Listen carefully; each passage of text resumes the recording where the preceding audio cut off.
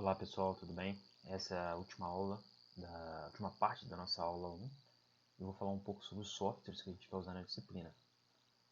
A gente deu toda essa volta para falar justamente dos softwares. Aqui a bibliografia que a gente usa é a mesma, né? A gente utiliza outros manuais também, né? Que a gente vai falar aqui mais para frente. Então, nos vídeos passados a gente falou sobre os transitórios do sistema elétrico, né? Os métodos de solução, a simulação dos conversores estáticos de potência e sobre os eventos discretos, toda a questão do cruzamento pelo zero e tudo.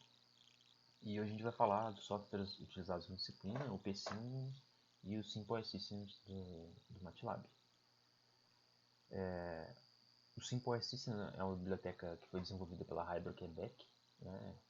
Dentre as bibliotecas do Simulink para a questão elétrica, né?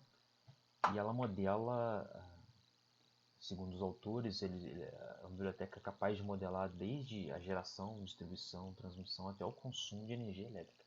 Realmente é bastante ampla essa biblioteca. Já o PSIM é um pacote de software de simulação de ciclos eletrônicos, né, projetado para eletrônica de potência e acionamento de máquinas, mas pode ser usado para qualquer circuito eletrônico, né, segundo os próprios autores. Vou falar um pouco do PSIM. O PSIM ele usa análise nodal, que a gente tinha falado. Se vocês olharem lá no manual deles, eles dizem isso, que eles usam análise nodal, discretizam todos os elementos que fazem análise nodal e utilizam um método de integração trapezoidal para resolver o problema. Ele fornece uma captura esquemática, que é onde você desenha os circuitos, né, e um visualizador de formas de onda. Né? Ele tem vários módulos, né, vários bloquinhos já construídos para várias áreas específicas, teoria de controle, motores elétricos, painéis fotovoltaicos, turbinas eólicas, então ele é bastante amplo aí, principalmente voltado para máquinas e acionamentos. Né? O IPSIM é utilizado pela indústria para pesquisa e desenvolvimento e também por instituições de ensino para pesquisa e ensino, né? Que é o que a gente está fazendo aqui agora.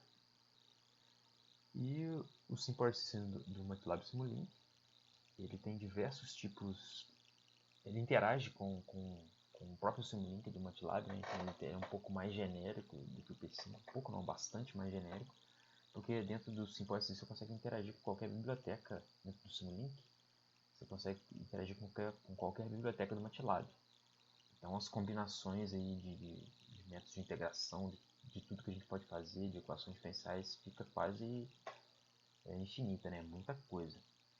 Né? Dá para fazer co-simulação, hard deduct, tempo real. Isso também o PSIM ultimamente tem incorporado essas características. Né? E ele, com o Simple System, a gente consegue interagir com várias bibliotecas, né? Elétricas, mecânica, aviação, biologia, medicina, vários tipos de coisa. Né? Esse link é bem amplo nesse sentido. Vou falar um pouquinho sobre os métodos de integração que vocês vão encontrar no Simulink. Né? Ele tem um método de passo fixo disponível, né? E esse passo fixo é contínuo, utilizado desde o início da simulação até o fim da simulação. Né? Como a gente viu, geralmente quanto menor o passo, maior a precisão ali da nossa solução. E tem duas abordagens que o Simulink nos dá, né? Que é os métodos discretos e os métodos contínuos. Os discretos é quando não tem nenhum bloco contínuo, né? Ele não tem que discretizar nada. Então, sua construção, seu bloco, sua organização já é discreta. E os contínuos, quando os blocos são discretizados automaticamente pelo solver que eu escolho, né? Pelo método de integração que eu escolho, a gente chama de solver. Aí eu separei aqui os métodos de passo fixo contínuos disponíveis no Simulink. A gente tem os métodos explícitos, que são aqueles que não utilizam o estado atual do sistema, né, para serem calculados, como a gente lembra das primeiras aulas, que vai do ODE 1, 2, 3, 4 até o 8. E os métodos implícitos, que utilizam o estado atual para calcular. Então ele precisa de um cálculozinho a mais ali para fazer a solução. E aqui esse fluxograma o próprio MATLAB nos dá para a gente selecionar o passo fixo que a gente quer. Né? Então ele pergunta se a gente tem modelos físicos. Se a gente tiver, ele já dá para a gente escolher os modelos implícitos. Tá vendo? ODE BE e ODE 14X. Vou falar um pouquinho mais à frente deles. Se não tiver modelos físicos, eles perguntam. O modelo é stiff. A gente já viu o que é stiff, né? Tem modos rápidos e modos lentos ao mesmo tempo. Se tiver stiff também, ele joga ali pro implícito. Se não tem modelo físico nem stiff, ele fala assim, pode usar o explícito que dá para fazer. Esse fluxogramazinho ali com o MATLAB sugere que a gente use o método espaço fixo. E aqui tem os métodos espaço fixo. O ODE 1 até o 8 são variações aqui do Runge-Kutta.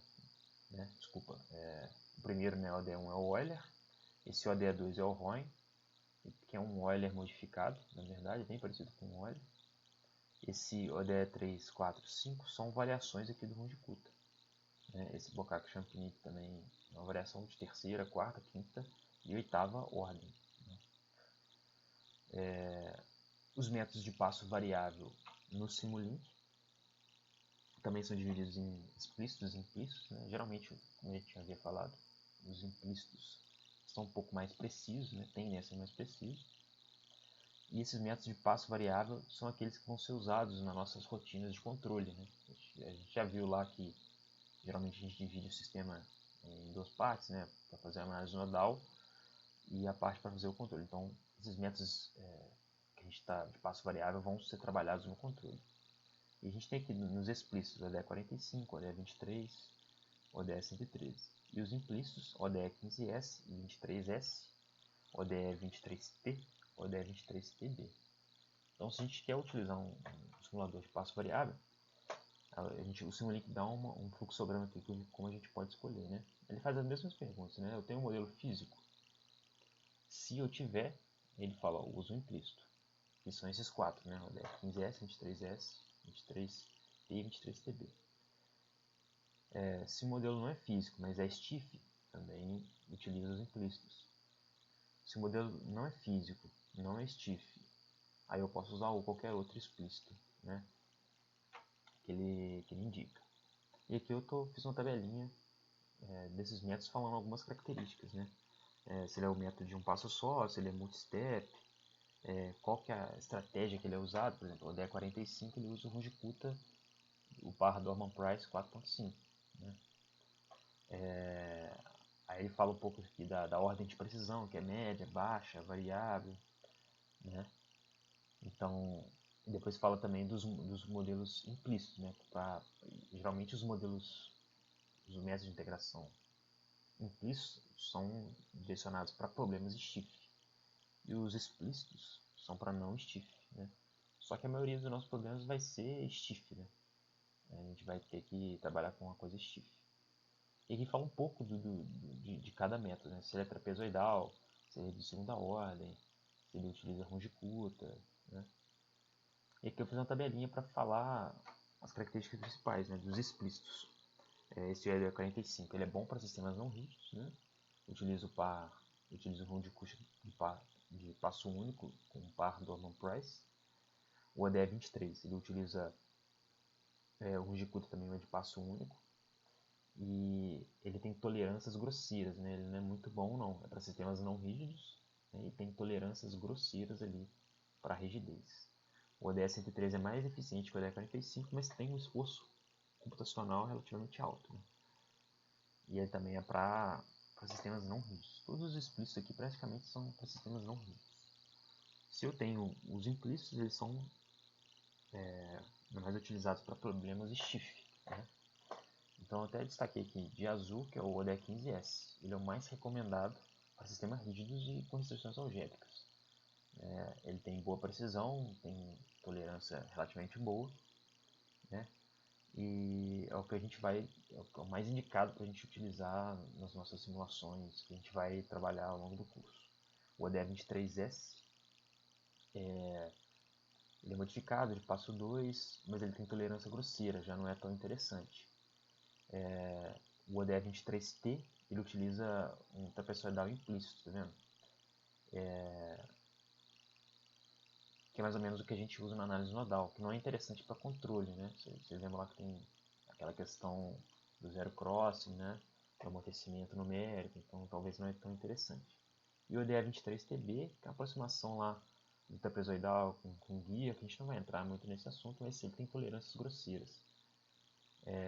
Mas ele é mais eficiente que o 15S, eficiente no sentido de rapidez numérica, só que ele tem tolerância grosseira. Então, para sistema de controle, a gente vai utilizar o DEC 15S, que atende a gente no quesito stiff e precisão, né?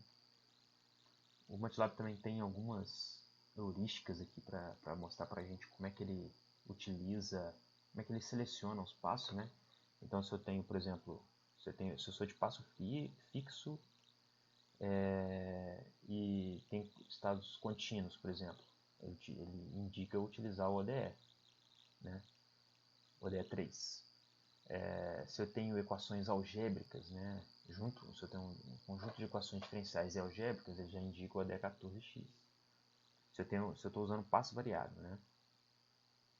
E meu modelo é stiff, ele tá vendo? Ele já indica para a gente usar o ODE 15S. Se não stiff, ODE 45. Se tem equação algébrica, ele fala, usa o trapezoidal. Tá vendo? ODE 23T. Então a gente vai usar mais ou menos isso aqui para selecionar o nosso método de navegação. A gente vai usar o que o MATLAB está falando. Tudo bem? Aqui eu dei um exemplo para a gente utilizar os conceitos que a gente falou. Na biblioteca SimpleSystem, a gente vai ver que tem um bloquinho lá que chama PowerGui, né? Ele faz as configurações que a gente precisa para a nossa simulação da biblioteca SimpleSystem. E ela tem três... Aqui é um exemplo de uma máquina, né? A partir de uma máquina DC. Você tem que ter, para usar essa biblioteca, você tem que ter esse PowerGui, ele é indispensável. E ali você seleciona como você quer modelar, né? Então tem três possibilidades: contínuo, discreto e fasor. Fasor a gente não vai falar, a gente vai falar só do contínuo e discreto. Não vai usar, né, do fasor.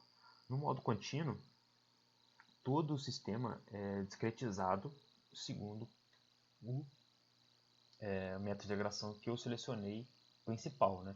Máquina, desde a minha máquina até meu controle, é discretizado utilizando o método de integração que eu escolhi. Por exemplo, ali o ADF15S. Então a biblioteca do Simulink, onde está o SimpleSystem, onde está a minha máquina, vai ser simulada com o ADF15. E os outros blocos também vão ser simulados com o ADF15S. Né? Agora, se eu selecionar o modo discreto, aí já muda um pouquinho. Os meus blocos do Simulink vão acompanhar a discretização que eu escolhi geral. Por exemplo, aqui o ODE15S. Agora, já a biblioteca do SimpleSystem vai ser discretizada no modelo trapezoidal. Todo o meu sistema vai ser discretizado no trapezoidal. Então, nesse modo discreto, ele vai funcionar parecido com o que funciona o PSIM. Né? No modo contínuo, ele funciona diferente. Essa característica pode ou não dar problema. Né? Então, a gente tem que estar avisado de que pode ou não dar problema se eu selecionar, dependendo do que eu selecionar, dependendo do que eu modelar. A gente tem que estar, ou dar uma testadinha, ver como é que funciona, testa o modo discreto, o modo contínuo, ver se dá muita diferença, né? A ideia é essa. E o modo fasor a gente não vai usar, ele vai simplificar os fenômenos eletromagnéticos, né? Então, aquelas equações diferenciais dos indutores e dos capacitores, ele vai simplificar aquilo. Então, o meu capacitor vai funcionar como uma reatância, meu indutor vai funcionar como uma reatância também, então por uma frequência determinada que eu escolher, vamos supor 60 Hz. A gente não vai usar aqui agora não, né, essa parte do fasor. Então deixei aqui duas tarefas para vocês. Baixar e simular alguns exemplos do PSIM. A gente conseguiu uma licença de ensino, né, para o PSIM, então a gente vai passar para vocês, vou deixar lá no Moodle a licença, né, o número de serial e como vocês devem prosseguir para fazer o download. E vocês podem entrar no canal do YouTube, dar um pouquinho, mexer lá um pouquinho no PSIM para ver se tem algum exemplo que vocês gostariam de fazer. Eu acho interessante vocês mexerem um pouquinho, né? Rodar um exemplo, ver como é que funciona. Enfim, ter o primeiro contato, se não já tiveram com o PSIM. E depois fazer a mesma coisa com a biblioteca SimpleSystem MATLAB.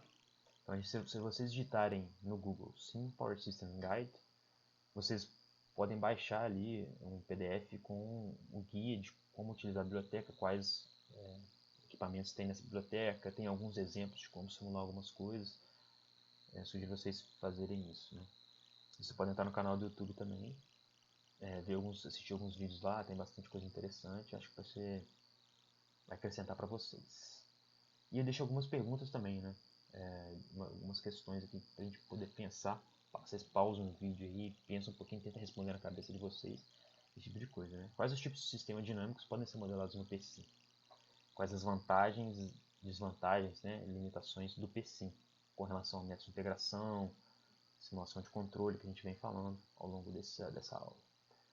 Como escolher o método de integração adequado no PSIM? Né? A pergunta é, dá para escolher o método de integração no PSIM? Né?